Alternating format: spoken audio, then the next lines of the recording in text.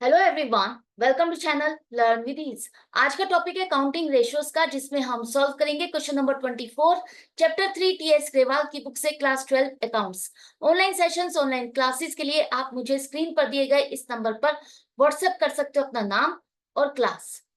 अगर आप टीएस ग्रेवाल के साथ साथ डीके गोयल बुक को भी फॉलो कर रहे हो और सॉल्यूशंस ढूंढ रहे हो तो चैनल की प्लेलिस्ट को क्लिक करो, आपको न्यू एडिशन के सॉल्यूशंस अपलोडेड मिलेंगे। साथ में ही कम्युनिटी सेक्शन में एमसीक्यूज मिलेंगे क्विज के फॉर्मेट में और एमसीक्यूज के सॉल्यूशन शॉर्ट्स में। तो बहुत कुछ है चैनल पर, विजिट द चैनल। अच्छा लगे तो शेयर और सब्सक्राइब जरूर करना। क्वेश्चन में दिया है कि एक ऑर्गेनाइजेशन है जिसकी करंट रेशियो 4 है, लिक्विड रेशियो 2.5, इन्वेंट्री मतलब स्टॉक 6 लाख है। आपको निकालनी करंट एसेट, करंट लाइबिलिटीज और लिक्विड एसेट। तो आपको जो डाटा चाहिए उसके लिए क्या रास्ता लिया जाए ताकि आप अपने मंजिल तक पहुंच जाओ। तो उसके लिए आप देखो आपके पास है क्या। आपके पास है स्टॉक 6 लाख रुपए का, और इस स्टॉक को आप ध्यान करो कि आपने किस फॉर्मूले में इसको यूज किया है। ये आपका फॉर्मूला था क्विक एसेट, जहां पर आपने करंट एसेट में से स्टॉक को माइनस किया तो क्विक एसेट मिली थी। अभी अभी आपने सीखा है ना। तो अगर आपको इन्वेंट्री निकालनी है, अगर आपको स्टॉक निकालना है, तो हम क्या करें कि करंट एसेट में से क्विक एसेट को माइनस कर दें तो हमारे पास स्टॉक आ जाएगा। क्योंकि देखो करंट एसेट में आपकी क्विक एसेट और इन्वेंट्रीज दोनों है, और दोनों में से एक चीज निकलेगी तो दूसरी चीज आ जाएगी। तो करंट एसेट में से अगर आप क्विक एसेट को बाहर कर दोगे तो इन्वेंट्रीज बचेगा। इन्वेंट्रीज की वैल्यू हमारे पास है, हमें देखना है इन दोनों का डिफरेंस अगर 6 लाख है तो ये दो चीजें है क्या। अब इन तक कैसे पहुंचे। इन तक पहुंचने के लिए आपके पास देखो लिक्विड रेशियो, लिक्विड रेशियो का मतलब है क्विक रेशियो, और क्विक रेशियो का फॉर्मूला आपका क्या है, quick assets upon current liabilities. 2.5 लिखा है, इसका मतलब 2.5:1 आपकी रेशियो, मतलब जितनी करंट लाइबिलिटीज है उसकी 2.5 गुना 2.5 टाइम्स आपकी क्विक एसेट होगी। अगर करंट लाइबिलिटीज को हम एक्स मान ले तो क्विक एसेट आपकी हो जाएगी 2.5x। इसी तरह से आपके पास करंट रेशियो है और करंट रेशियो दी है 4, तो इसका मतलब है 4:1। करंट रेशियो अगर सिंपली सिर्फ 4 लिखा है, इसका मतलब है आपकी करंट रेशियो 4:1 है। यहाँ पर आपकी लाइबिलिटीज 1 है और करंट एसेट्स 4 है। आपकी करंट एसेट्स करंट लाइबिलिटीज की 4 टाइम्स है। तो करंट लाइबिलिटीज एक्स है तो करंट एसेट कितनी हो जाएगी, 4x हो जाएगी।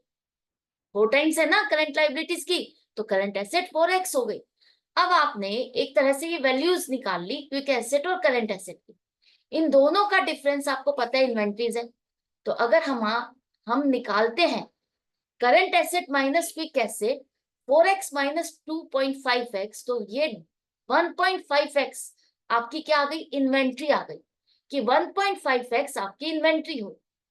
1.5x की वैल्यू हमारे पास है 6 लाख, क्योंकि कहा है कि 6 लाख रुपए आपकी इन्वेंट्री है और इन दोनों का डिफरेंस आपका इन्वेंट्री होता है। तो इसका मतलब 1.5x आपका 6 लाख के बराबर है।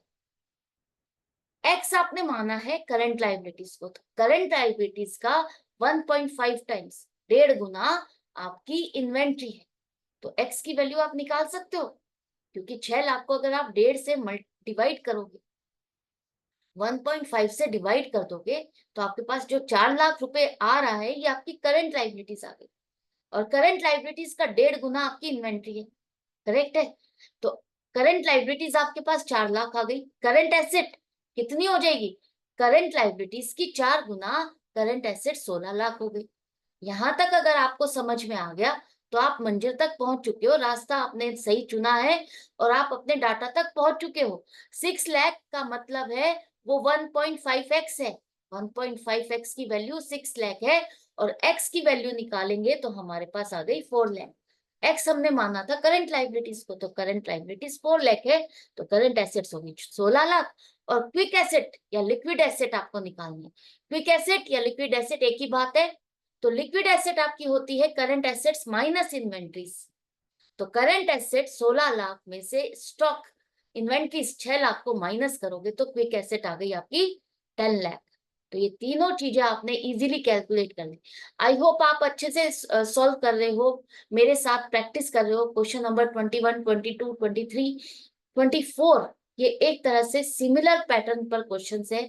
अगर आप समझ गए हो तो इजीली सॉल्व कर पा रहे होगे, आपकी प्रैक्टिस हो रही है। तो इसी तरह से प्रैक्टिस करने के लिए कनेक्टेड रहो, सीखते रहो कि किसी भी क्वेश्चन को किस तरह से सॉल्व करना है, प्रेजेंट करना है, और वो रास्ता क्या बनेगा। ये सब कुछ सीखने और समझने के लिए आपको कनेक्टेड रहना पड़ेगा। हर क्वेश्चन में मेरे साथ प्रैक्टिस के लिए अटेंटिव होना होगा, और उसको अटेंड करना होगा, एंड तक समझना होगा। तभी तो आपके कॉन्सेप्ट स्ट्रॉन्ग और क्लियर होंगे। तो मिलते हैं नेक्स्ट वीडियो में नेक्स्ट क्वेश्चन के साथ। Good bye and take care.